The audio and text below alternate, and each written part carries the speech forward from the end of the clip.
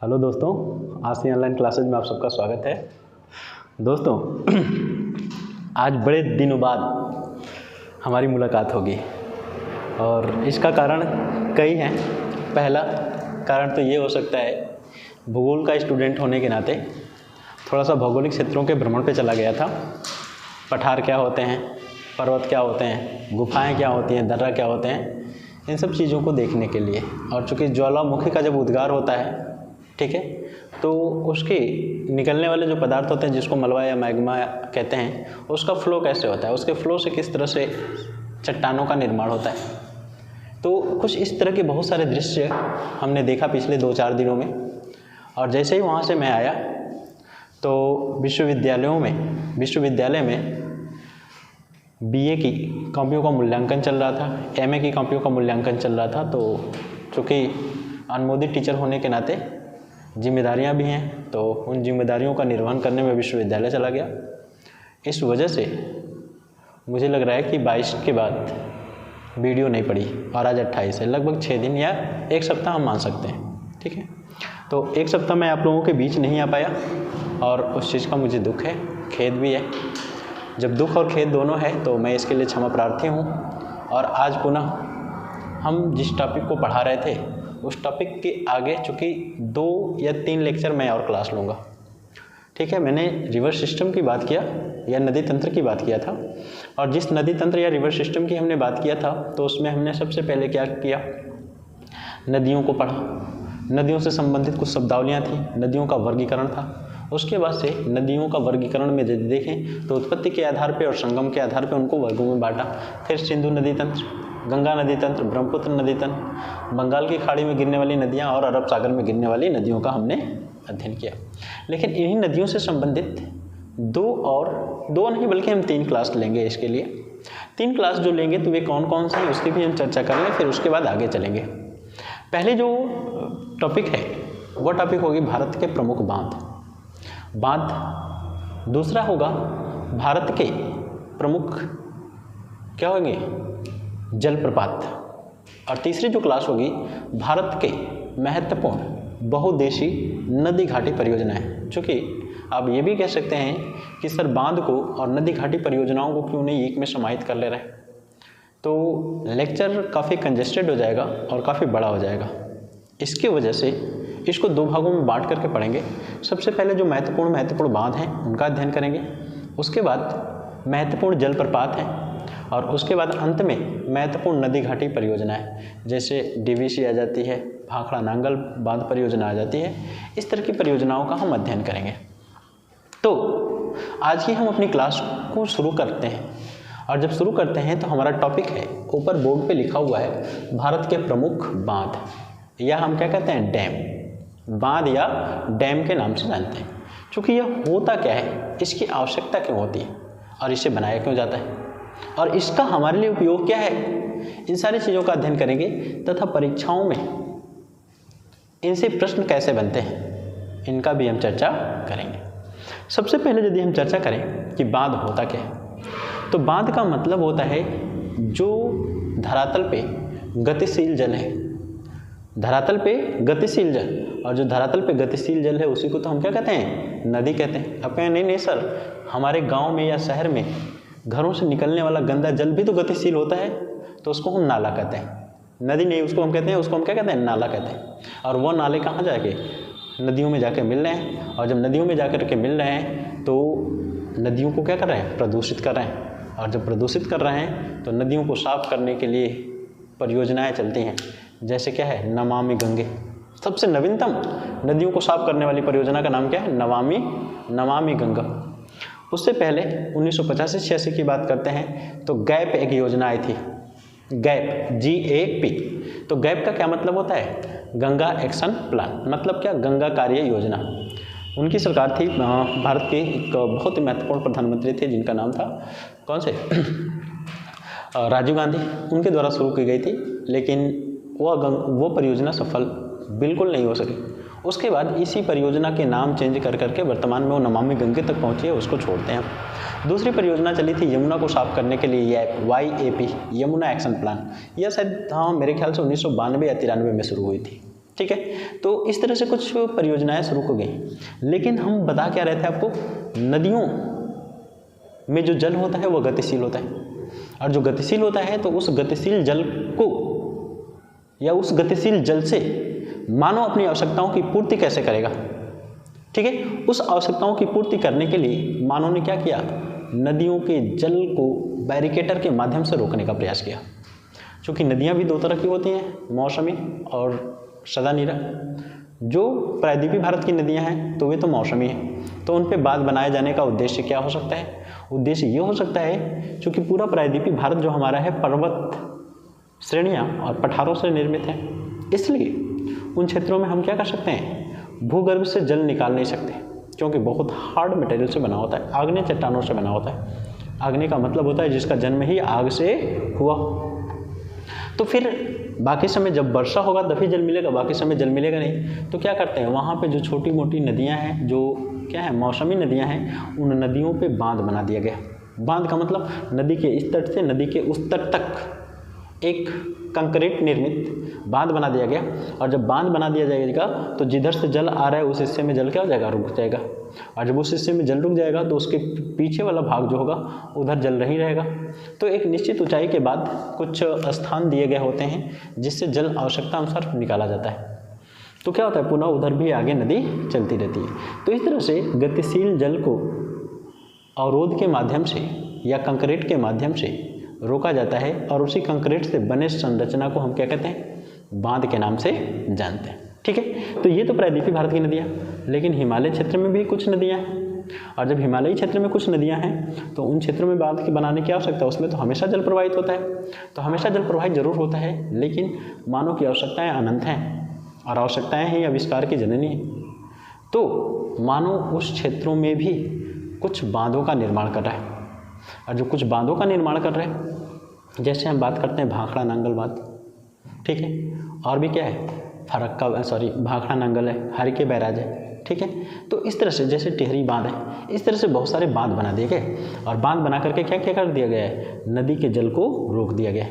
और जब नदी के जल को रोक दिया गया है तो इसका बस उद्देश्य सिंचाई और मानव को पीने योग्य जल नहीं है, बल्कि क्या है, इसका सबसे महत्वपूर्ण उपयोग क्या है, इसकी चर्चा करें तो वर्तमान में देखते हैं फ्यूल ईंधन का हम प्रयोग बड़े पैमाने पर करते हैं। फ्यूल या फोसिल ईंधन, ठीक है, फोसिल फ्यूल या फोसिल ईंधन या जीवाश्म ईंधन की यदि हम बात करते हैं तो इसका बड़े पैमाने पर, जैसे हम गाड़ियाँ चला रहे हैं तो उनका उपयोग बड़े पैमाने पर कर रहे हैं। लेकिन एक चीज़ और भी है, उसका रूप बदल रहा है, और उसका जो रूप बदल रहा है तो उसका स्थान पे सीएनजी आ गया। और सीएनजी क्या होता है, कंप्रेस्ड नेचुरल गैस। और यह सीएनजी बनती कहाँ से, फिर कहेंगे सर इतनी बड़ी पैमाने पे हम सीएनजी प्रकृति से हासिल कहाँ से करेंगे। तो सीएनजी और कुछ नहीं होता है, बल्कि क्या होता है, जो जैविक तत्व होते हैं, जैविक का मतलब घास, वनस्पतियाँ, उन घास और वनस्पतियों को सड़ा करके क्या किया जा रहा है, गैस निर्मित किया जा रहा है। क्योंकि प्रकृति में इतनी मात्रा में मीथेन और प्रोपेन नहीं है जिससे हम क्या कर सकें, सीएनजी गाड़ियों को चला सकें। तो इसके लिए क्या किया जाता है, जैसे एक आती है घास, उसका नाम मेरे दिमाग में तो अभी नहीं आ रहा है, बजड़े की प्रजाति का होता है, उससे भी सीएनजी का बड़े पैमाने पर उत्पादन होता है। उस घास का नाम यदि मुझे याद आ रहा है तो दिमाग में तो बता दूंगा, ठीक है। हमारे वहाँ एक बड़े पैमाने पर उसका प्रोजेक्ट चल रहा है, ठीक है, बहुत बड़े पैमाने पर उसका प्रोजेक्ट चल रहा है। यदि सफल हो जाए तो इस क्षेत्र के लोग जो है, गवर्नमेंट जो सीएनजी दे रही है, गवर्नमेंट जो गैस दे रही है 1200 रुपये का, उसको लेना शायद छोड़ देंगे, तो वो काफ़ी सस्ता भी होगा। तो यहाँ पे क्या किया जाता है, इन जैविक चीज़ों को सड़ा गला करके जो गैस निकाला जाता है उससे मीथेन कहते हैं, उसी को कंप्रेस्ड करके गाड़ियों में भर करके उससे भी गाड़ियाँ चल रही हैं। लेकिन एक चीज़ और भी है, इलेक्ट्रॉनिक्स व्हीकल भी आ गया है। मतलब क्या, इलेक्ट्रॉनिक गाड़ियाँ। और जो इलेक्ट्रॉनिक गाड़ियाँ आ गई हैं तो बैटरी से चल रही है, एक बार चार्ज करो 400-300 किलोमीटर चल जा रही है आसानी से। तो फिर हम फ्यूल का उपयोग नहीं कर पाएंगे, मतलब नहीं करेंगे, और जब फ्यूल का उपयोग नहीं करेंगे तो पर्यावरण भी हमारा क्या होगा, संरक्षित होगा। तो इसके लिए एक चीज़ और भी है, मेरा एक क्लास आपको यूट्यूब पे मिल जाएगा, उस क्लास का नाम क्या है, भारत को मिला लिथियम का भंडार तथा भारत बना विश्व का तीसरा सबसे बड़ी लिथियम भंडार देश। भारत के जम्मू कश्मीर राज्य के रियासी जनपद में, ठीक है, क्या मिला, लिथियम का बड़े पैमाने पर भंडार मिला। और लिथियम भंडार में चिली, ऑस्ट्रेलिया और फिर भारत का स्थान है। इसके पहले भारत नहीं था, लेकिन भारत का भी स्थान हो गया। और उसी लिथियम से क्या बन रहा है, ये जो शुष्क चार्जेबल बैटरियाँ बन रही हैं, चार्जेबल बैटरियाँ, वही चार्जेबल बैटरियों का उपयोग जिस चीज़ से किया जाता है वो लिथियम है। तो इस तरह से देखा जाए कि धीरे धीरे हमारी टेक्नोलॉजी बढ़ रही है, और टेक्नोलॉजी बढ़ रही है तो हम धीरे धीरे हम ईंधन के रूप में जिन चीज़ों का उपयोग कर रहे हैं वो भी बढ़ रहा है। लेकिन आप कहेंगे सर आप टॉपिक से हट रहे हैं, टॉपिक से हट बिल्कुल नहीं रहे हैं। टॉपिक से इसलिए नहीं हट रहे हैं क्योंकि अक्षय ऊर्जा के जो स्रोत हैं, अक्षय का मतलब क्या होता है, जिसका क्षय न हो, जिसका विनाश न हो, जो जब तक मानव जीवन है, जब तक सूर्य चंद्रमा है तब तक ऊर्जा मिलती रहे। तो वे मुख्य रूप से 3 ही होते हैं। पहला क्या होता है, सोलर एनर्जी, मतलब सौर ऊर्जा, और पूरे इकोसिस्टम को या बायोस्फीयर को चलाने के लिए सबसे महत्वपूर्ण कोई एनर्जी है तो वह कौन सी है, सोलर एनर्जी। दूसरे नंबर पे हम चलते हैं तो विंड एनर्जी, मतलब क्या, पवन ऊर्जा। और तीसरे नंबर पे बात करते हैं तो जल विद्युत। इन विद्युतों का उपयोग करने से प्रदूषण नाम मात्र को होता है, लेकिन हम थर्मल पावर एनर्जी का जैसे उपयोग करते हैं, जैसे कोयले से हम क्या करते हैं, या तो यूरेनियम थोरियम से हम एनर्जी उत्पादित करते हैं, तो इससे बड़े पैमाने पर नुकसान होता है।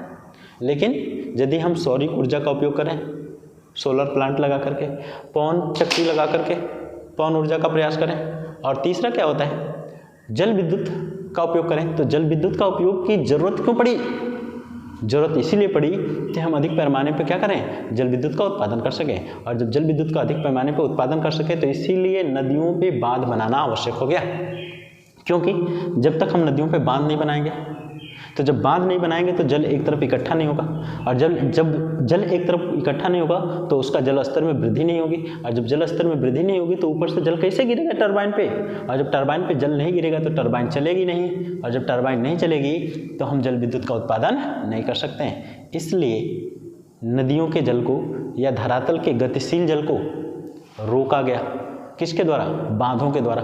और जब बांधों के द्वारा उन जलों को रोका गया तो रोकने के बाद एक साइड के जल स्तर में वृद्धि हुई, और जल स्तर में वृद्धि हुई तो एक निश्चित ऊंचाई के बाद उस जल को छोड़ा गया, और दूसरे साइड जैसे ही वह जल गिरा तो नीचे टरबाइन लगी हुई हैं, उन टरबाइनों पे यदि वह क्या लग गिरा, जल की धाराएं गिरी तो वह टरबाइन गतिशील हुई, और टरबाइन के गतिशील होते ही जल विद्युत का उत्पादन होने लगा।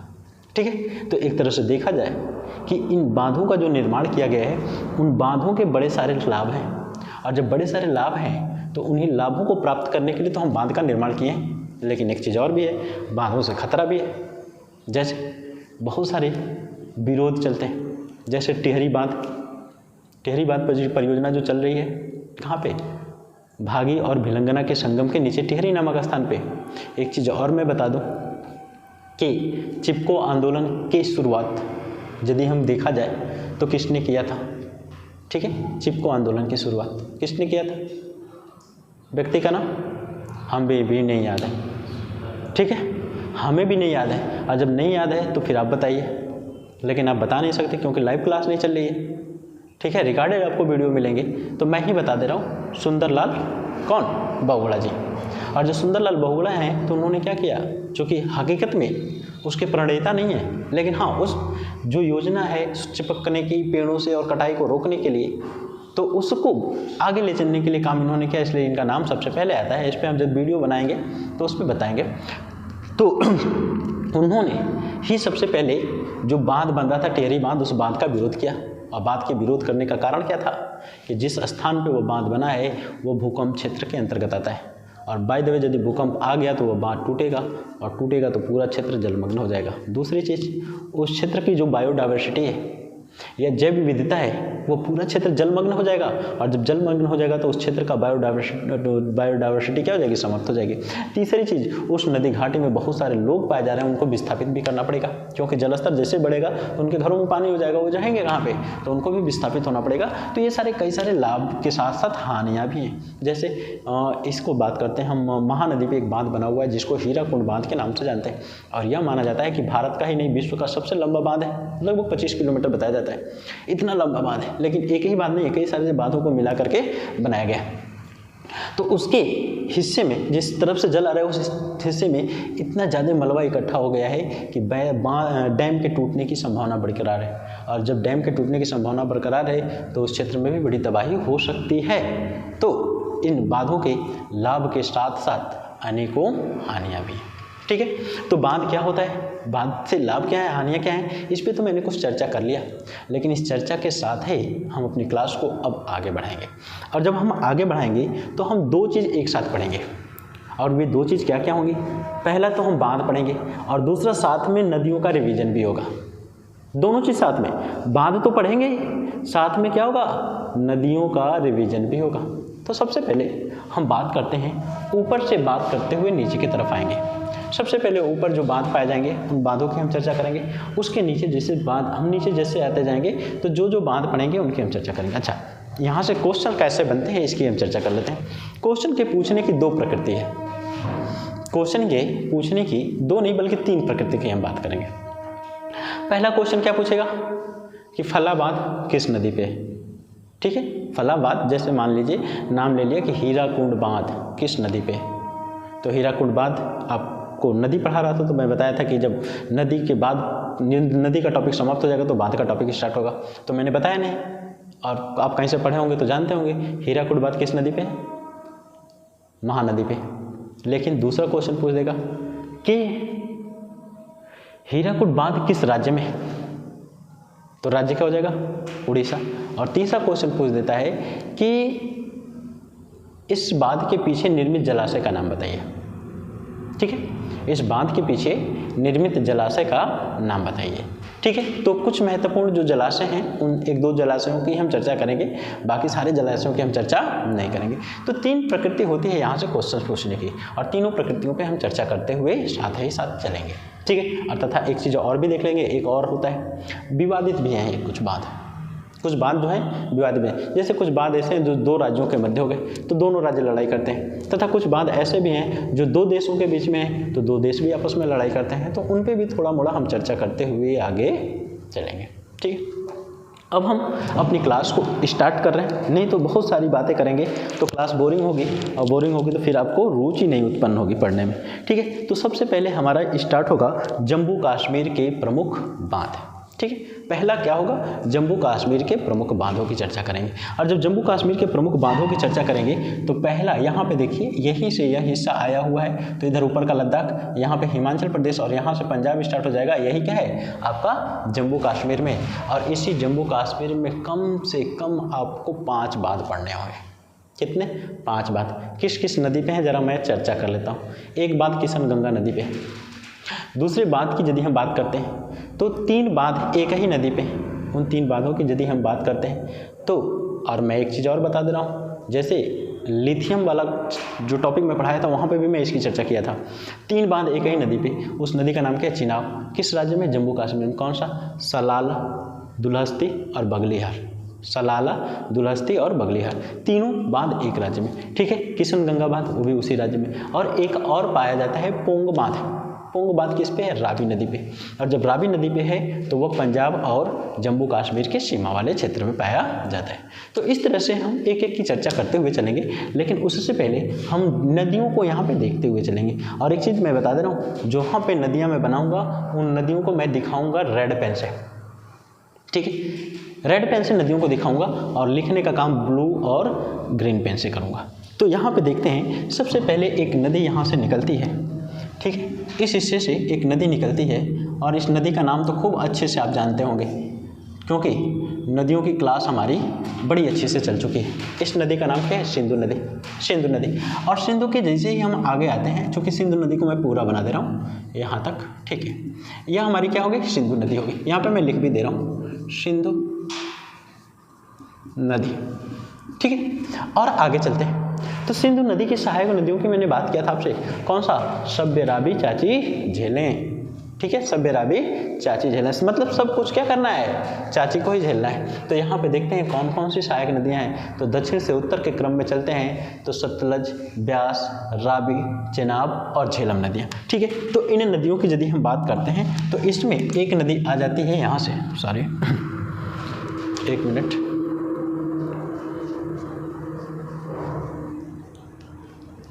ठीक है। इन नदियों की यदि हम बात करते हैं तो एक नदी यहाँ से निकलती है ऐसे। ठीक है, दूसरी नदी की बात करते हैं तो वह भी यहाँ से आकर के यहीं पे मिल जाती है। तीसरी नदी की बात करते हैं तो वह यहाँ से निकल जाती है। चौथी नदी की बात करते हैं तो वो भी इसी क्षेत्र से निकल करके इधर आ जाती है। और पांचवी नदी यहाँ से निकलती है और ऐसे आ जाती है। ठीक है, ये सारी नदियाँ जो हैं ऐसे आकर के यहाँ पे मिलती हैं और फिर यहाँ पे आकर के मिलने का काम करती हैं। नदियों में इस टॉपिक को खूब विधिवत मैंने पढ़ाया था। अब यदि हम बात करते हैं, सबसे नीचे कौन सी है? सतलज। सतलज के ऊपर कौन सी है? ब्यास। ब्यास के ऊपर कौन सी है? रावी। रावी के ऊपर कौन सी है? चेनाब। और चेनाब के ऊपर कौन सी है? झेलम। अब झेलम की एक सहायक नदी है, झेलम की एक सहायक नदी है और उस सहायक नदी का नाम क्या है? किशन गंगा। तो किशन गंगा को भी हम देख लेते हैं। यहीं पे एक नदी सहायक पाई जाती है और इस सहायक नदी का नाम क्या है? किशन गंगा नदी। किसकी सहायक है? झेलम की। झेलम का उद्गम कहाँ से हुआ है? झेलम का उद्गम कहाँ से हुआ है? शेषनाग झील के निकट बेरीनाग झील से। ठीक। और झेलम नदी किस झील से प्रवाहित होती है? बुलर झील से। बुलर झील भारत की सबसे बड़ी मीठे जल की झील है। अच्छा, विश्व की सबसे बड़ी मीठे जल की झील कौन सी है? सुपीरियर। कहाँ पे पाई जाती है? यूएसए में पाई जाती है। ठीक है, तो इस नदी का नाम क्या है? किशन गंगा। और किशन गंगा जो नदी का नाम है, तो इसी किशन गंगा नदी पर एक बांध बना दिया गया है और इसी बांध को नाम दिया गया है क्या? किशन गंगा बांध। यहाँ पे मैं लिख दे रहा हूँ, ठीक है, इसको डॉट डॉट में करके ऐसे, ठीक है, इसको मैं यहाँ पे लिखता हूँ। इसका नाम क्या है? किशन गंगा बांध। किशन गंगा बांध।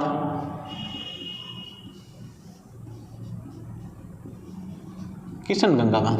ठीक है, पहला बांध कौन सा मिला? किशन गंगा बांध। किस नदी पे भैया? किशन गंगा नदी पे। किशन गंगा किसकी सहायक नदी है? झेलम की सहायक नदी है। अब यदि हम बात करते हैं तो यह थोड़ा सा हिस्सा पड़ता है किसमें? लद्दाख वाले हिस्से में। ठीक है, यह कहाँ पे पड़ता है? तो उस चीज़ को भी साथ साथ हम लिखते हुए चलेंगे। यह किस हिस्से में पड़ता है? तो पड़ता है कहाँ पे? लद्दाख में। यह पड़ता है लद्दाख में। लद्दाख क्या है? भारत का यूटी। यूटी का मतलब यूनियन टेरिटरी, मतलब क्या? केंद्र शासित राज्य। पहले राज्य था, लेकिन 370 और 35 से हटने के बाद से वो क्या हो गया? केंद्र शासित राज्य हो गया। अब देखते हैं इस बांध को लेकर के पाकिस्तान और भारत के बीच तनाव की स्थिति बनी रहती है। तो यहाँ पे आप लिखना चाहें तो लिख सकते हैं कि भारत प्लस पाक के मध्य तनाव रहता है। ठीक है, पहला बांध हो गया कौन सा? किशन गंगा बांध। किस नदी पे? किशन गंगा नदी पे। किशन गंगा किसकी सहायक है? झेलम की। झेलम किसकी सहायक है? चेनाब की। और चेनाब किसकी सहायक है? तो सिंधु नदी की। और सिंधु नदी संगम कहाँ पे बनाती है? अरब सागर में बनाने का काम करती है। ठीक है, तो पहले हम बांध की बात आपसे कर लिए, उसका नाम क्या है? किशन गंगा बांध। अब आगे चलते हैं तो आगे दो महत्वपूर्ण बांध मिलेंगे हमें, तीन महत्वपूर्ण बांध मिलेंगे। और तीन महत्वपूर्ण बांधों की यदि हम चर्चा करते हैं तो पहले बांध की बात करेंगे तो पहले बांध का नाम देख करते हैं। एक यहाँ पे बांध मिलेगा, एक यहाँ पे, ठीक है, दूसरा बांध यहाँ पे मिलेगा और तीसरा बांध यहाँ। तीन बांध है महत्वपूर्ण और तीनों बांध की बात करते हैं। तीनों जम्मू कश्मीर राज्य में और तीनों का नाम क्या है? सलाला, दुलहस्ती और बगलीहार। ठीक है, तीनों बांधों की हम बात करते हैं तो तीनों बांधों की चर्चा हम यहाँ पे करते हैं। ठीक है, ब्लैक पेन से ही मैं इसको ऐसे करता हूँ, एरो बनाता हूँ। ठीक है, यहाँ से ऐसे।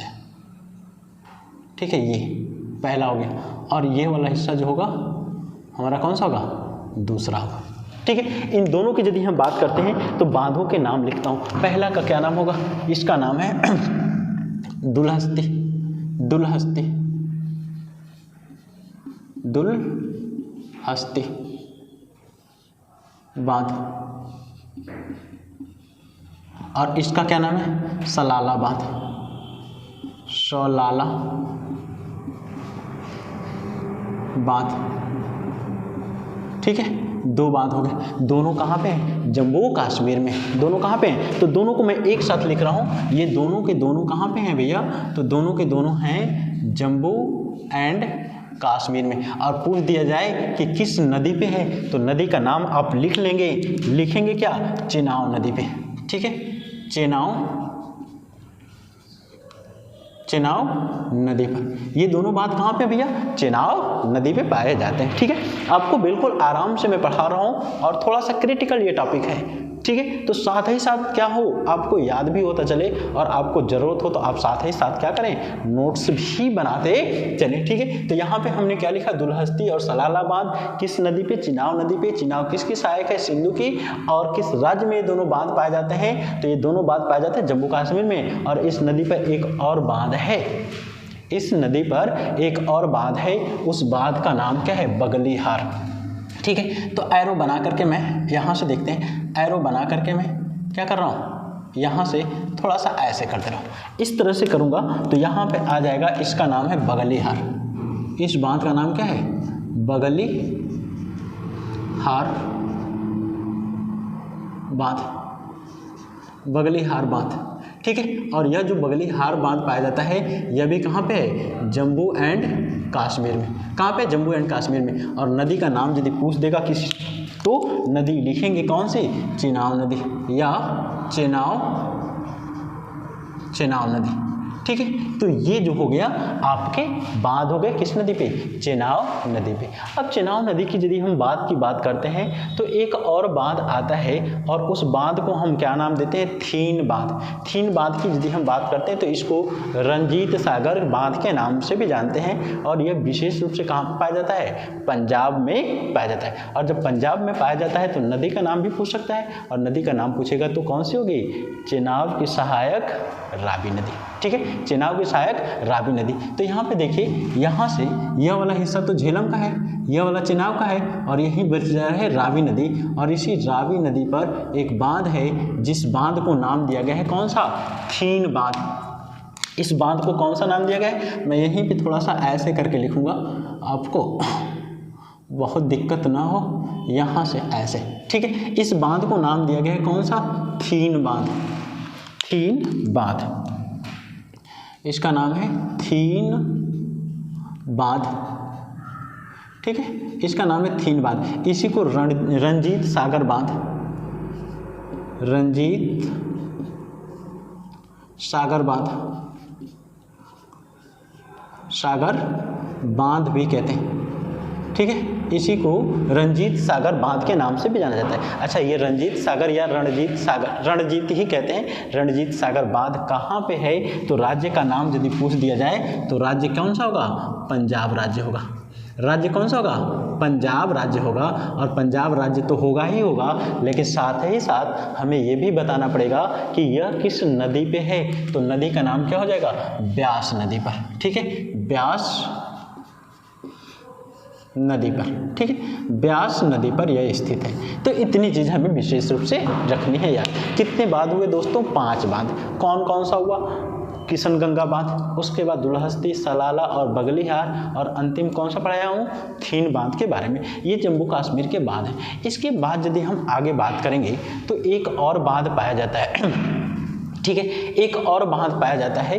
वह बांध बहुत ही ज़्यादा महत्वपूर्ण, बहुत ज़्यादा महत्वपूर्ण, बल्कि 2 बांधों की हम बात करेंगे। और दोनों किस पे है, सिंधु की एकमात्र सहायक नदी के बारे में मैं बताया था, जिसका उद्गम भी भारत में और संगम भी भारत में। उस नदी का नाम क्या है, तो उस नदी का नाम क्या है, ब्यास नदी। ब्यास नदी पे 2 बांध बनाए गए हैं, और 2 बांध जो बनाए गए हैं, एक बांध का नाम क्या है, 2 बांध की बात करते हैं, 2 नहीं है, शायद एक ही है, एक ही बांध है, एक ही बांध की हम चर्चा करेंगे। और उस बांध का नाम मैं यहाँ पे लिखने का प्रयास करूँगा, ठीक है। यहाँ पे यह बांध है, किस नदी पे भैया, ब्यास नदी पे। और जब ब्यास नदी पर यह बांध है तो इसको भी हम ऊपर लेके चलते हैं, ठीक है। यहाँ से हम इसको भी ऊपर लेके चल रहे हैं, और ऊपर लेके चलेंगे तो यहाँ पे हम लिखने का काम करेंगे। इस बांध का नाम क्या है, पोंग बांध। कौन सा बांध है, पोंग बांध। और जो यह पोंग बांध है वह किस राज्य में है, तो राज्य की यदि बात करेंगे तो राज्य का नाम क्या होगा, राज्य का नाम आपका हो जाएगा हिमाचल प्रदेश। कहाँ पे होगा, हिमाचल प्रदेश, हिमाचल प्रदेश होगा, ठीक है, हिमाचल प्रदेश। और नदी पूछ दिया जाए तो नदी कौन सी होगी भैया, नदी का नाम होगा ब्यास नदी, ठीक है। कौन सी, ब्यास नदी पर यह बांध पाया जाता है। ठीक है, अब इसके बाद और आगे हम चलते हैं तो और आगे बांधों की यदि हम बात करते हैं तो विशेष रूप से कुछ बांध पाए जाते हैं और उन बांधों में हिमाचल प्रदेश में कुछ विशेष रूप से बांध पाए जाते हैं। ठीक है, उन बांधों की यदि हम चर्चा करते हैं तो वह किस नदी पे होंगे? सतलज नदी पे। और जब सतलज नदी पे हैं तो विशेष रूप से एक पाया जाता है नाथपा झाकरी बांध और दूसरा पाया जाता है भाखड़ा नांगल बांध और एक और है जिसको हरिके बैराज के नाम से जानते हैं। हरिके बैराज जो है आपका पंजाब में पड़ेगा। हरिके बैराज पंजाब में कहाँ पे है? यह जहाँ पे ब्यास नदी सतलज में मिलती है उसी के पास में पाया जाता है। लेकिन दो बांध जो पाए जाते हैं, एक नाथपा झाकरी हिमाचल प्रदेश में और एक कहाँ पे पाया जाता है? आपका भाखड़ा नांगल बांध पाया जाता है। यह हिमाचल प्रदेश और कहाँ पे? पंजाब के सीमा पे पाया जाता है। ठीक है, तो इन बांधों की यदि हम बात करते हैं तो अगला बांध जो हमारा होगा वह बांध कौन सा होगा? इस बांध की चर्चा करते हैं तो यहाँ पे एक बांध पाया जाता है। ठीक है, यह एक बांध है, इस बांध का नाम है नाथपा झाकरी बांध। ठीक है, इस बांध की यदि हम बात करते हैं तो इस बांध का नाम क्या है? नाथपा झाकरी बांध। कौन सा? नाथपा झाकरी बांध। लिखता हूँ नाथपा झाकरी कहाँ पे भैया? हिमाचल प्रदेश में। और किस नदी पे है? तो नदी का नाम क्या हो जाएगा? सतलज नदी हो जाएगा। सतलज नदी पे यह पाया जाता है। सतलज नदी पर यह बांध है। ठीक है, यह किस नदी पे? सतलज नदी। नाथपा झाकरी बांध किस नदी पे? सतलज नदी पे। उसके बाद आगे चलते हैं तो एक और इस हिस्से में बांध पाया जाता है और जो इस हिस्से में बांध पाया जाता है इस बांध का नाम क्या है? भाखड़ा नांगल बांध। इस बांध की यदि हम बात करते हैं तो इसको भी हम ऊपर ही लेके चलेंगे और इस बांध का जो नाम है वह नाम क्या है आपका? इस बांध का नाम जो है आपका भाखड़ा नांगल। चूंकि भाखड़ा अलग बांध है और नांगल अलग बांध है, लेकिन इन दोनों को मिलाकर के भाखड़ा नांगल परियोजना चलता है। हम जब बहुउद्देशीय नदी घाटी परियोजनाओं की चर्चा करेंगे तो विशेष रूप से इस पर चर्चा करेंगे। तो कौन सा है? भाखड़ा नांगल बांध। भाखड़ा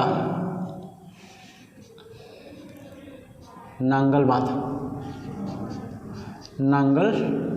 बांध। ठीक है, यह भी बांध कहाँ पे आपका? यह भी बांध पड़ता है कहाँ पे? हिमाचल प्रदेश में। और नदी की यदि हम बात करते हैं तो नदी का नाम भी क्या है? सतलज नदी ही है। सॉरी, एक मिनट।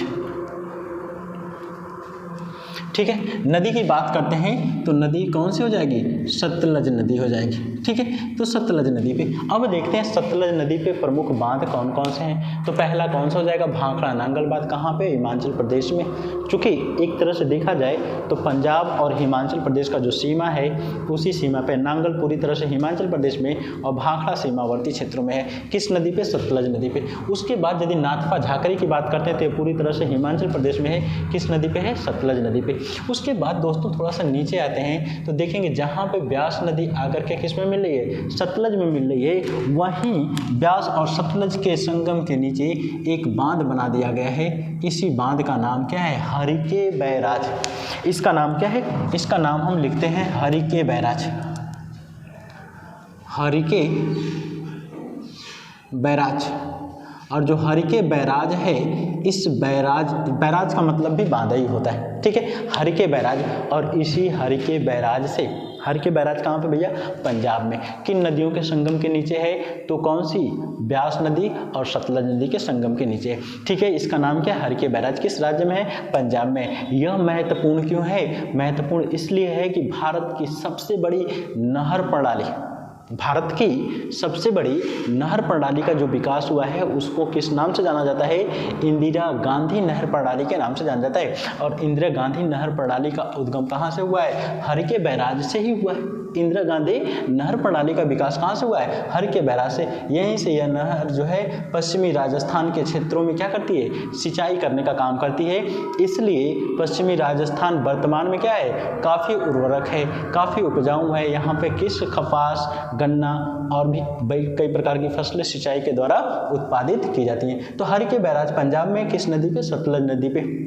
और विशेष करके किसके? ब्यास और सतलज के संगम के नीचे है। यहीं से जो नहर निकाली गई है उस नहर का नाम क्या है? इंदिरा गांधी नहर है। अब दोस्तों हम थोड़ा सा उत्तराखंड के तरफ मूव करेंगे और जब उत्तराखंड के तरफ हम चलेंगे तो यहाँ पे भी कुछ बांध हैं। उत्तराखंड में भी कुछ बांध है। और अच्छा एक चीज़ और भी मैं आपको बता दे रहा हूँ, मैंने जब नदी तंत्र बताया और उसमें गंगा नदी तंत्र बताया था, तो मैंने बताया था कि गंगा नदी का उद्गम जिन दो धाराओं के मिलने से हुआ है। चूँकि मैंने बताया था भाई देखो टीजीटी और पीजीटी दोनों में क्वेश्चन यहाँ से खूब पूछे गए हैं। ठीक है, पूछ दिया जाता है कि गंगा का उद्गम किन दो धाराओं के मिलने से हुआ है, तो भागीरथी और भिलंगना ऑप्शन में दे देगा तो ये गलत हो जाएगा, क्योंकि इन दोनों धाराओं के मिलने से नहीं हुआ है। तो फिर किन धाराओं के मिलने से हुआ है, तो उन धाराओं की यदि हम बात करते हैं तो अलकनंदा प्लस भागीरथी के मिलने से हुआ है। अलकनंदा प्लस भागीरथी की धाराएं देवप्रयाग में मिलती हैं, और देवप्रयाग में जैसे मिलती हैं तो उसके नीचे कोई धारा को हम किस नाम से जानते हैं, गंगा के नाम से।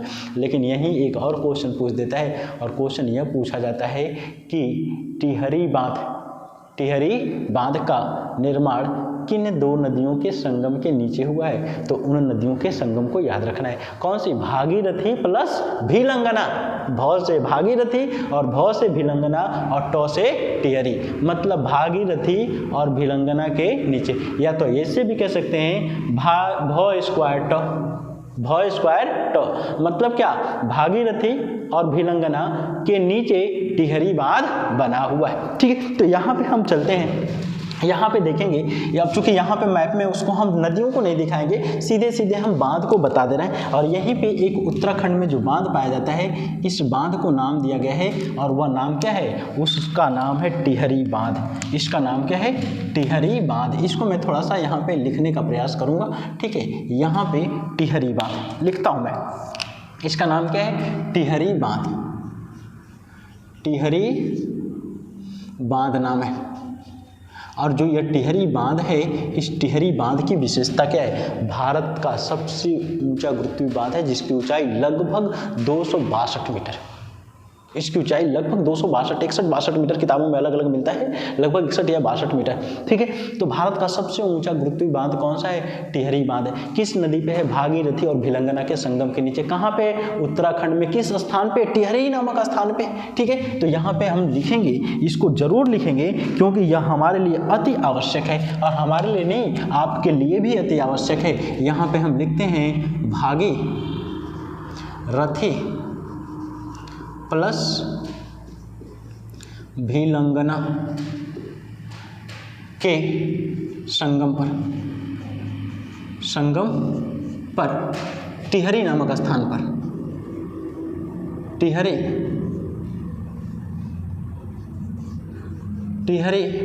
नामक,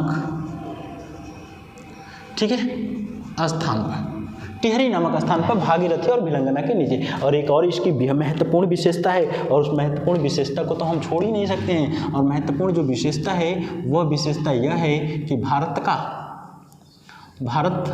का सबसे ऊंचा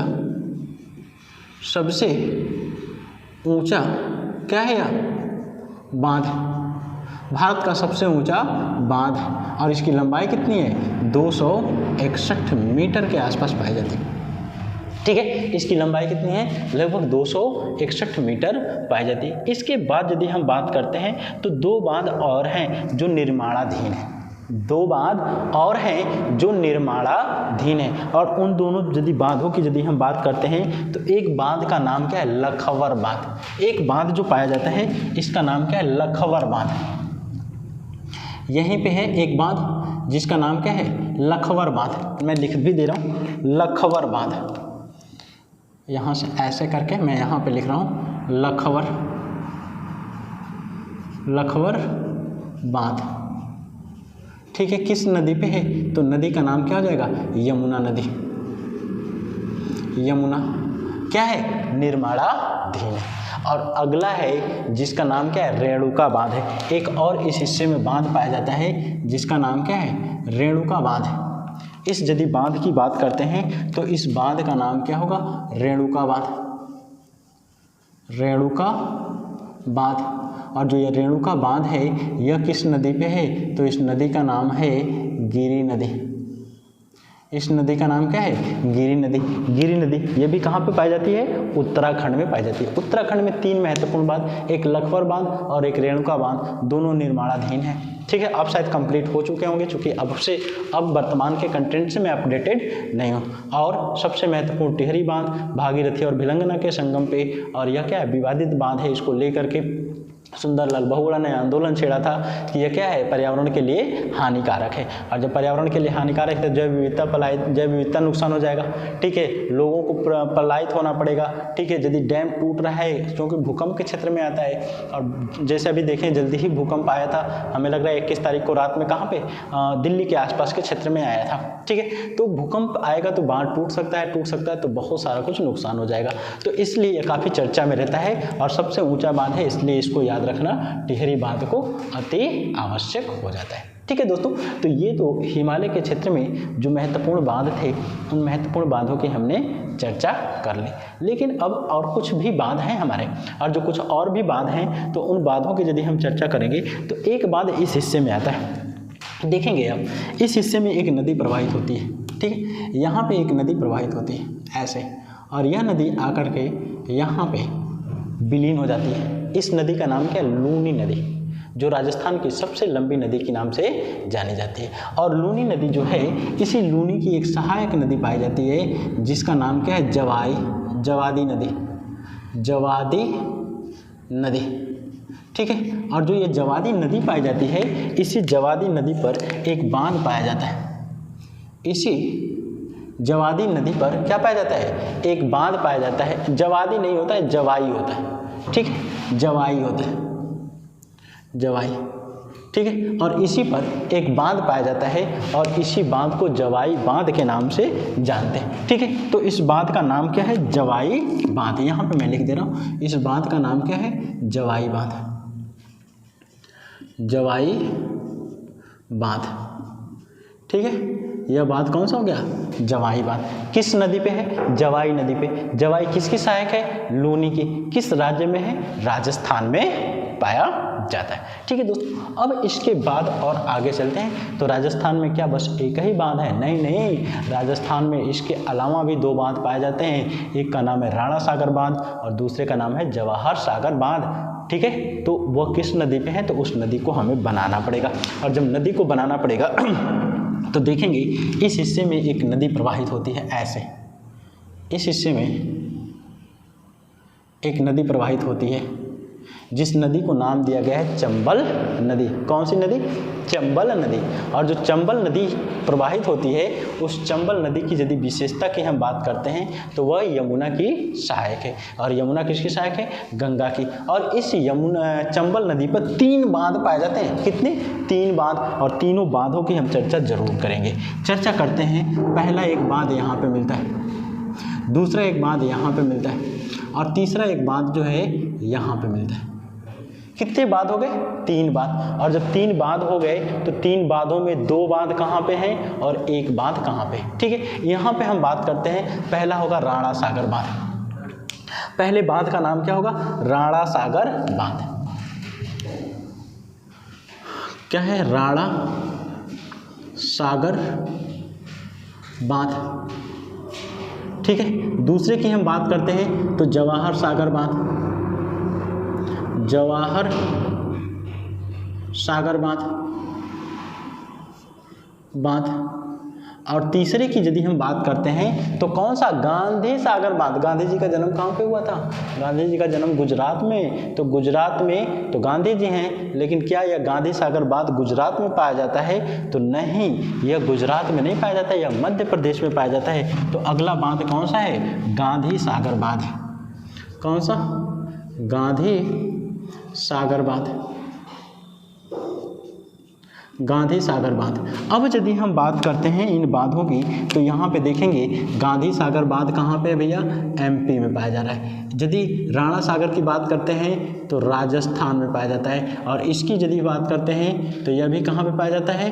राजस्थान में पाया जाता है। तो राजस्थान में 3 बांध। कौन कौन सा? जवाई बांध। किस नदी पे? जवाई नदी पे। जवाई किसकी सहायक है? लूनी की। लूनी अपना संगम कहाँ पे बनाती है? कच्छ के रण में। अच्छा, कच्छ के रण में एक नेशनल पार्क भी पाया जाता है, कच्छ का रण नेशनल पार्क। और यहाँ से टेट 2021 में क्वेश्चन पूछ दिया था, टेट जो यूपी टेट का एग्जाम है उस एग्जाम में क्वेश्चन पूछ दिया था, गधों के लिए संरक्षित पार्क कौन सा है? तो कच्छ का रण किस राज्य में है? गुजरात में पाया जाता है। ठीक है, तो यहाँ से क्वेश्चन पूछ दिया था। उसके बाद पूछ दे रहा है कि राजस्थान के और 2 बांध कौन से हैं? तो एक का नाम है राणा सागर बांध, कहाँ पे? राजस्थान में। और दूसरे का नाम क्या है? जवाहर सागर बांध, यह कहाँ पे है? राजस्थान में। और तीसरा चंबल नदी पर ही कौन सा है? गांधी सागर बांध, यह कहाँ पे पाया जाता है? मध्य प्रदेश में। तो चंबल नदी पे 3 बांध, कौन सा? गांधी सागर बांध मध्य प्रदेश में, जवाहर सागर बांध राजस्थान में, और राणा सागर बांध राजस्थान में। और क्वेश्चन यहाँ से पूछा जाता है कि कोटा चूंकि वर्तमान में एजुकेशन का हब हो चुका है। जैसे पहले कभी इलाहाबाद होता था, फिर दिल्ली हुआ, दिल्ली के बाद कौन सा? कोटा, और कोटा के बाद भी अब एक नया जिला विकसित हो रहा है एजुकेशन हब के रूप में, अलवर, वो भी कहाँ पे? राजस्थान में। ठीक है, तो ये 3 बांध जो है आपके राजस्थान में पाए जाते हैं, और एक गांधी सागर बांध जो है कहाँ पे हो गया? मध्य प्रदेश में पाया जा रहा है। दोस्तों अब यहीं पे हम थोड़ा सा यूपी के बारे में भी बात कर लेंगे। यूपी में वैसे कोई विशेष बांध तो नहीं है, लेकिन फिर भी इसकी हम बात करेंगे उत्तर प्रदेश के कुछ बांधों की। इसको आप और लिख लीजिएगा यदि आवश्यकता होगी तो, क्योंकि जगह कम है, और जगह कम है तो लास्ट में देखेंगे जगह बचेगा तो मैं किनारे लिख दूंगा। फिलहाल मैं चर्चा कर ले रहा हूँ। पहले बांध की बात करते हैं तो एक बांध पाया जाता है हथिनी कुंड बैराज। कौन सा? हथिनी कुंड बैराज। यह कहाँ पे है? हथिनी कुंड बैराज पाया जाता है उत्तर प्रदेश के सहारनपुर जिला में, और सहारनपुर और उत्तराखंड का जो सीमावर्ती क्षेत्र है वहीं पे। और इसके दोनों किनारों से, बाएं तट से और दाएं तट से, दोनों किनारों से एक नहरें निकाल दी गई हैं। यह कौन सा हो गया? हथिनी कुंड बैराज। किस नदी पे है? यमुना नदी में। आगे चलते हैं तो एक बांध पाया जाता है रामगंगा बांध, और रामगंगा बांध की ऊंचाई कितनी है? 128 मीटर, लगभग 128 या 29 मीटर पाया जाता है, और यह उत्तर प्रदेश का सबसे ऊंचा बांध है। कौन सा? रामगंगा बांध। किस नदी पे? रामगंगा नदी पे। किस जिला में? बिजनौर जिला में। और बिजनौर जिला में पाया जाता है तो उस स्थान का नाम देखो दिमाग से निकल रहा है, ठीक है, यदि याद आ रहा है तो बता दे रहा हूँ। किस जिले में? बिजनौर जिले में पाया जाता है, और वह उत्तर प्रदेश का सबसे ऊंचा बांध है। किस नदी पे? रामगंगा। रामगंगा किसकी सहायक है? गंगा की सहायक है। उसके बाद और आगे हम आते हैं तो एक बांध पाया जाता है अपने उत्तर प्रदेश के सोनभद्र जिला में, जिस बांध का नाम क्या है? उस बांध का नाम जो है रिहंद बांध। रिहंद बांध किस नदी पे है? तो सोन की सहायक रिहंद नदी पे। किस जिला में? सोनभद्र जिला में। सोनभद्र जिला के किस स्थान पे? पीपरी नामक स्थान पे। इसकी ऊंचाई कितनी है? 128 मीटर। इसकी ऊंचाई कितनी है? 128 मीटर। और जब 128 मीटर ऊंचा बांध है तो यह उत्तर प्रदेश का दूसरा सबसे ऊंचा बांध है। और यहीं से क्वेश्चन पूछ देता है कि इस बांध के पीछे निर्मित जलाशय का नाम क्या है? तो गोविंद बल्लभ पंत सागर झील। गोविंद बल्लभ पंत सागर भारत का सबसे बड़ा कृत्रिम झील के नाम से जाना जाता है। ठीक है, गोविंद बल्लभ पंत सागर झील किस बांध के पीछे है? रिहंद बांध। रिहंद किसकी सहायक है? सोन की। सोन किसकी सहायक है? गंगा की। और सोन का उद्गम कहाँ से हुआ है? मैकाल पर्वत के अमरकंटक श्रेणी से हुआ है। ठीक है, तो ये हो गया आपका। उसके बाद यदि बात करते हैं तो अर्जुन बांध है, अर्जुन की सहायक नदी पे। उसके बाद यदि हम बात करते हैं 3 बांध एक ही नदी पे पाया जाता है। कौन कौन सा है? माता टीला बांध। कहाँ पे? झांसी में पाया जाता है। बहुत ही इंपॉर्टेंट बात है। माता टीला बांध झांसी में। किस नदी पे? तो उस नदी का नाम है बेतवा। और बेतवा किसकी सहायक है? यमुना की सहायक है। ठीक है, तो यह तो हो गया माता टीला बांध। उसके बाद यदि हम चलते हैं तो अगला बांध मिलता है परीक्षा बांध। परीक्षा कहाँ पे है? ललितपुर में। किस नदी पे है? ललितपुर किसका जिला है? उत्तर प्रदेश का। और किस नदी पे है? बेतवा नदी पे। ठीक है, तो परीक्षा बांध उत्तर प्रदेश के ललितपुर जिला में बेतवा नदी में बना है। और उसके बाद तीसरे बांध की यदि हम बात करते हैं तो राजघाट बांध पाया जाता है। कौन सा? राजघाट बांध। और राजघाट बांध जो है ललितपुर और मध्य प्रदेश के सीमा पे है। यह भी किस नदी पे? बेतवा नदी पे पाया जाता है। तो ये तो उत्तर प्रदेश के महत्वपूर्ण बांध रहे। अब इसमें हम बहुत डिटेल चर्चा नहीं करेंगे। जब हम यूपी स्पेशल की क्लास लेकर के आपके बीच आएंगे तो उस पर हम इन चीज़ों की खूब डिटेल चर्चा करेंगे। उसके बाद दोस्तों हम और आगे चलते हैं तो इधर के तो कुछ बांध हो गए, और देखा जाए तो जो महत्वपूर्ण बांध थे वे महत्वपूर्ण बांध इधर ही लगभग कंप्लीट हो गए। लेकिन उसके जब नीचे हम आएंगे तो उसके नीचे भी कुछ बांध हैं और उन बांधों की हम चर्चा करेंगे। ठीक है, जैसे यहाँ पे हम देखते हैं एक नदी प्रवाहित होती है। इस हिस्से में एक नदी प्रवाहित होती है और इस नदी को नाम क्या दिया गया है? ज़रा देखिएगा, यह नदी कौन सी हो सकती है? ज़रा गेस करिए आप। और यहीं पर एक और नदी आती है, गेस करिए ये नदी कौन सी हो सकती है। ठीक है, ऊपर वाली का नाम क्या है, नर्मदा। और नर्मदा नदी पर विशेष रूप से 2 बांध पाए जाते हैं। नर्मदा नदी पे 2 बांध, एक मध्य प्रदेश में और एक गुजरात में। जो मध्य प्रदेश में पाया जाता है उसका नाम है इंदिरा सागर बांध। यहाँ पे एक पाया जाता है, इसका नाम क्या है, इंदिरा सागर बांध। इसको मैं यहाँ पे लिख रहा हूँ, इसका नाम जो है इंदिरा सागर बांध। इसका नाम जो है इंदिरा सागर बांध। और यह बांध कहाँ पे भैया, तो यह बांध है एमपी में। ठीक है, किस नदी पे, तो नर्मदा नदी।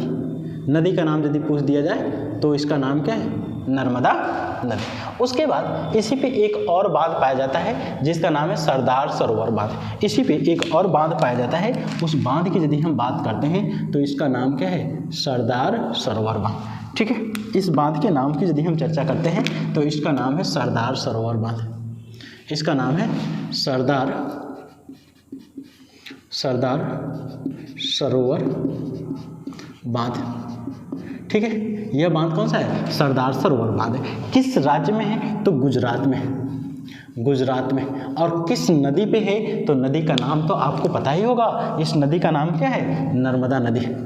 कौन सा, नर्मदा नदी। तो नर्मदा नदी पे विशेष रूप से 2 बांध, इंदिरा सागर बांध और कौन सा, सरदार सरोवर बांध। सरदार सरोवर कहाँ पे है, आपका गुजरात में, और इंदिरा सागर बांध कहाँ पे है, आपका मध्य प्रदेश में। इसके बाद दोस्तों और आगे हम चलते हैं, तो और आगे चलेंगे तो यहाँ पे 2 बांध और पाए जाते हैं, लेकिन नदी बदल जाएगी, और नदी बदल जाएगी तो उस नदी का नाम क्या है, तो उस नदी की यदि हम बात करते हैं तो उसका नाम क्या है, ताप्ती नदी। और ताप्ती नदी पर गुजरात में 2 बांध पाए जाते हैं। ठीक है, एक बांध यहाँ पे है और एक बांध जो है यहाँ पे। इन दोनों बांधों की यदि हम चर्चा करते हैं तो एक बांध का नाम है उकाई बांध। एक बांध का नाम क्या है, उकाई बांध, उकाई बांध। और दूसरे की यदि हम बात करते हैं तो इसका नाम क्या है, काकरा पार, काकरा पार बांध। ठीक है, यह 2 बांध पाए जाते हैं। और दोनों बांधों की यदि हम बात करते हैं तो राज्य पूछा जाएगा, और राज्य यदि पूछ दे रहा है तो राज्य का नाम क्या होगा, गुजरात होगा, गुजरात होगा।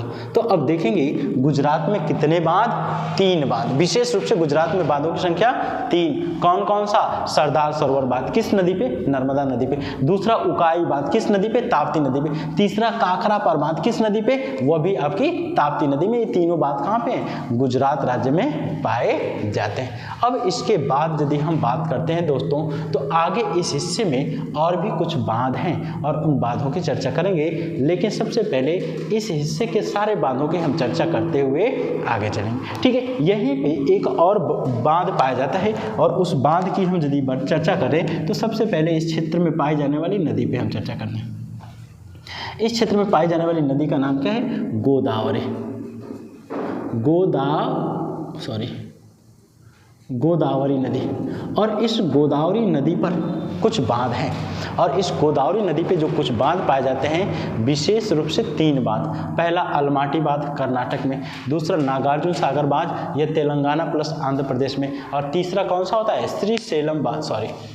गलती बोल दिया मैं, गलती इसलिए हो गई कि हमने कुछ बांधों को कृष्णा नदी की बांधों को बता दिया। हम किस नदी की बांधों की बात कर रहे हैं, गोदावरी नदी की बात पे। इस पे विशेष रूप से 2 बांध पाए जाते हैं, और 2 बांध जो पाए जाते हैं किस पे, गोदावरी नदी पे। एक बांध का नाम है जायकवाड़ी बांध। ठीक है, और दूसरे की यदि हम बात करते हैं तो दूसरा पोचमपाद बांध है। ठीक है, तो हम पहले की यदि बात करते हैं, पहला जो बांध है इस बांध की यदि हम बात करेंगे तो उसका नाम क्या होगा, जायकवाड़ी बांध। कौन सा, जायकवाड़ी बांध। इसको हम यहाँ पे लिखते हैं, इस बांध का नाम क्या है, जायकवाड़ी बांध। जायकवाड़ी बांध, जायकवाड़ी बांध किस नदी पे भैया, तो नदी का नाम क्या होगा, गोदावरी नदी।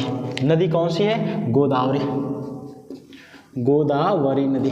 और गोदावरी नदी है तो राज्य पूछ देगा तो राज्य क्या हो जाएगा, महाराष्ट्र हो जाएगा, महाराष्ट्र हो जाएगा।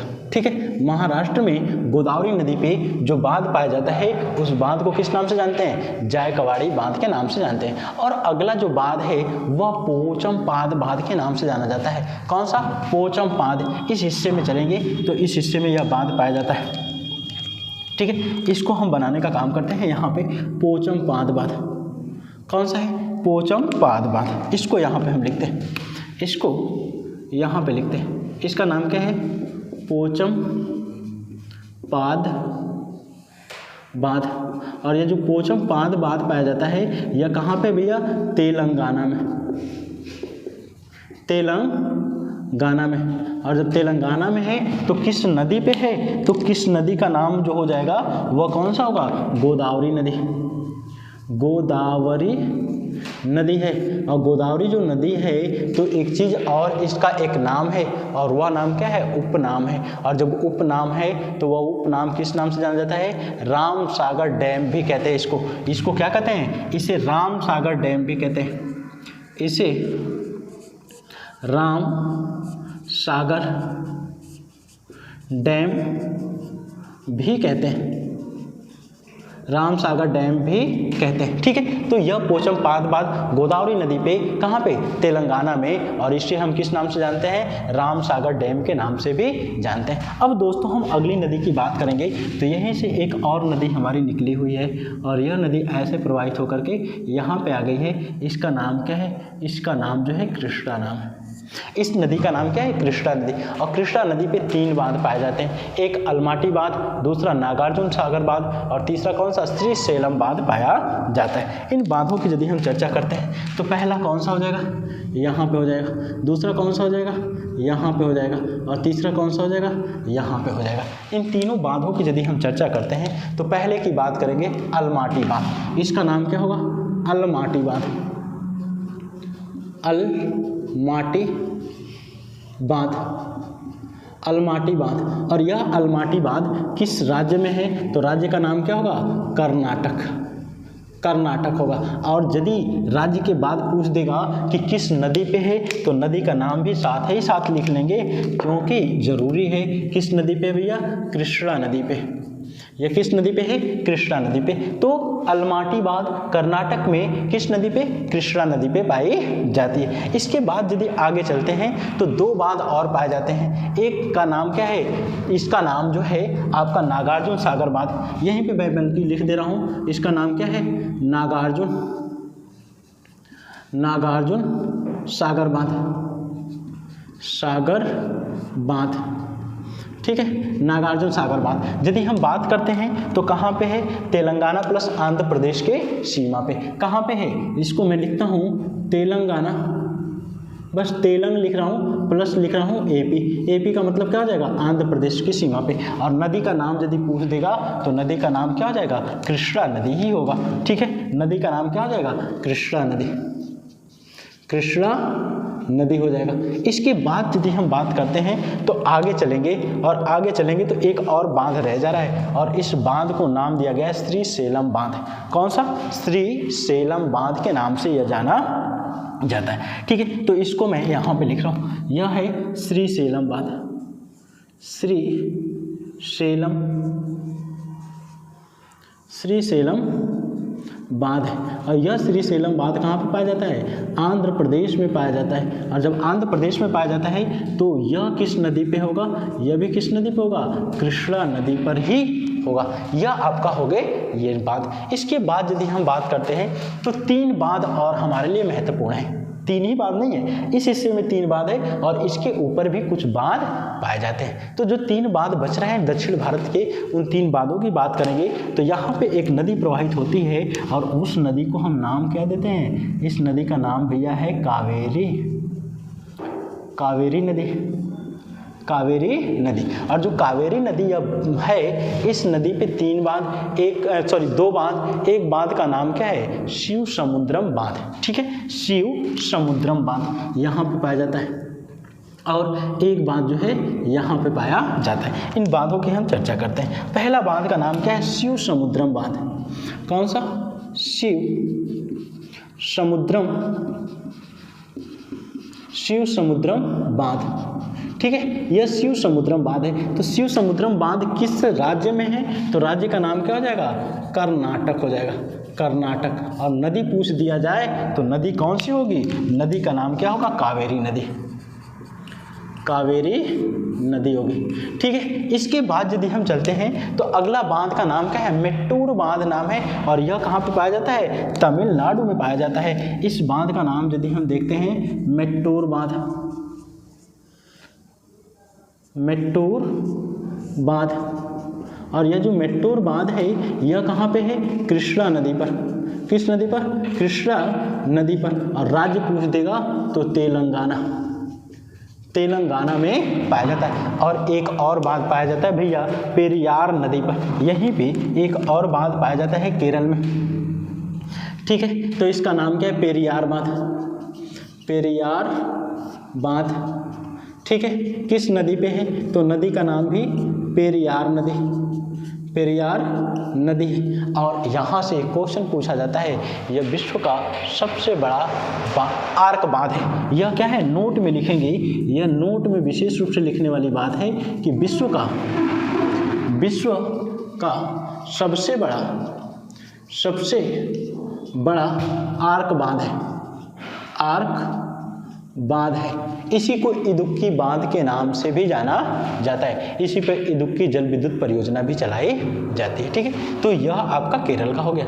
अब इसके बाद चलते हैं तो मुख्य रूप से दो बांध नहीं है तो बांधों की संख्या 3 और 1 4 बांध। उन 4 बांधों की हम चर्चा करते हैं। अगला जो बांध है वह कौन सा बांध होगा? तो उस बांध की हम बात करते हैं भैया। यहीं से देखोगे एक नदी निकली हुई है, और इस नदी का नाम क्या है? महानदी। और इसी महानदी पे एक बांध बनाया गया है, महानदी पे एक बांध बनाया गया है, और उसी बांध को क्या नाम दिया गया है? इसी बांध को नाम दिया गया है हीराकुंड बांध। इसका नाम क्या है? हीराकुंड बांध नाम है, हीराकुंड बांध। और जो हीराकुंड बांध है यह बांध कहाँ पे है? यह बांध पाया जाता है कहाँ पे? उड़ीसा में। यह बांध पाया जाता है उड़ीसा में। और जब उड़ीसा में पाया जाता है तो नदी भी पूछेगा, किस नदी पे? महानदी पे। और इसके बारे में बताया जाता है कि विश्व का सबसे लंबा बांध है।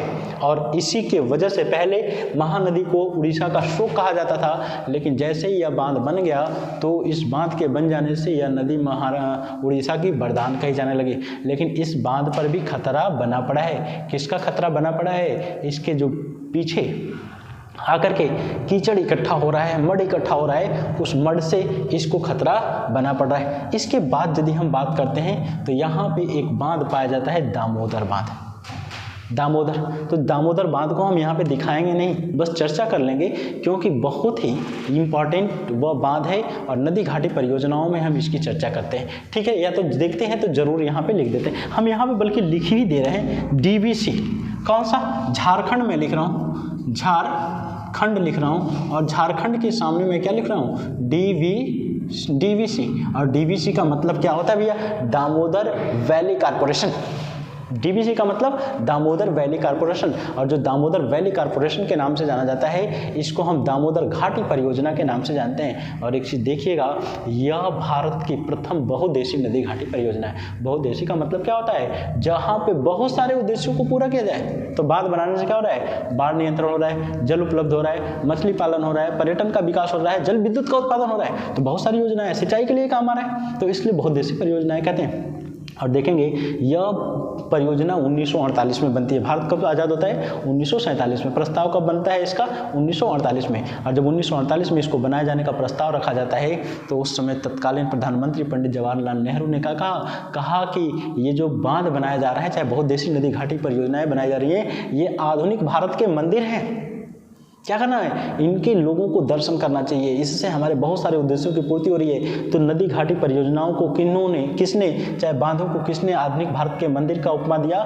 तो पंडित जवाहरलाल नेहरू भारत के प्रथम प्रधानमंत्री थे। अच्छा, क्वेश्चन पूछ दिया जाएगा कि यह बांध किससे प्रभावित होकर के बना है? तो USA में एक नदी है जिसको टेनेसी नदी कहते हैं। तो टेनेसी नदी घाटी से प्रभावित होकर के DVC का दामोदर वैली कारपोरेशन का विकास किया गया, ठीक है। अब यदि हम बात करते हैं तो यहाँ पे झारखंड में मुख्य रूप से 4 बांध पाए जाते हैं। और जो 4 बांध पाए जाते हैं तो उन 4 बांधों की हम चर्चा करेंगे। एक बांध 2 बांध, 3 बांध और 4 बांध। 4 बांधों की यदि हम चर्चा करते हैं तो पहले बांध का नाम क्या है? तिलैया बांध।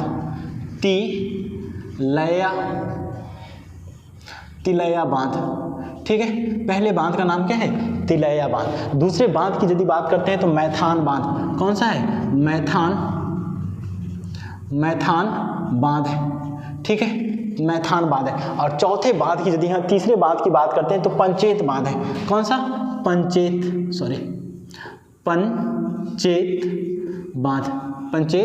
बांध। ये 3 बांध पाए जाते हैं। अच्छा, इसको मैं अलग कर दे रहा हूँ क्योंकि डीवीसी के अंतर्गत ये है तो झारखंड में, लेकिन डीवीसी के अंतर्गत नहीं आता है, ठीक है। तो ये 3 बांध डीवीसी के अंतर्गत दामोदर घाटी परियोजना के अंतर्गत आते हैं। और इन तीनों की हम नदी की बात करते हैं तो ये है बराकर नदी पे। यह कहाँ पे है? बराकर नदी पर। यह भी कहाँ पे है? बराकर नदी पर, ठीक है। और यदि हम पंचेत बांध की बात करते हैं तो यह पंचेत बांध कहाँ पे? दामोदर नदी पर है। यह किस पे है? दामोदर नदी पे। और यदि इसकी हम बात करते हैं कौन सा यह बांध होगा तो इस बांध का नाम कौन सा होगा? मसान झोर बांध। इसका नाम क्या है? मसान झोर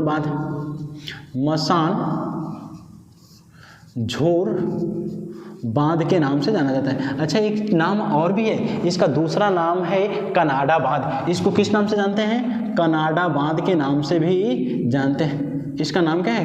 कनाडा बांध के नाम से भी जानते हैं। यह किस राज्य में है तो वह किस नाम से होगा? वह झारखंड राज्य में होगा। नदी पूछ दिया जाता है तो नदी पूछ दिया जाएगा तो इसकी नदी का नाम क्या है?